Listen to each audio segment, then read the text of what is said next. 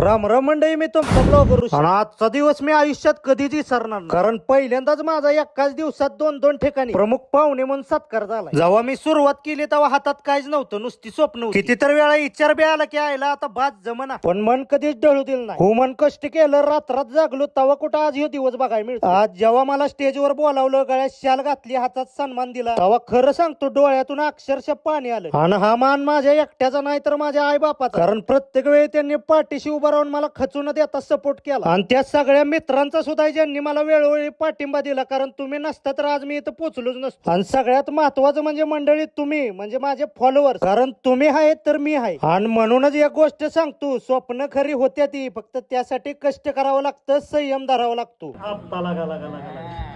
आणि सगळ्यात महत्वाचं म्हणजे स्वतः विश्वास असणं लय गरजेचं असतं, कारण आपण सगळी एकसारखीच आहे आणि वेळ प्रत्येकाची येते. आणि आपल्याला त्या वेळेचा फक्त अलार्म लावता आला पाहिजे. कसं आत्ता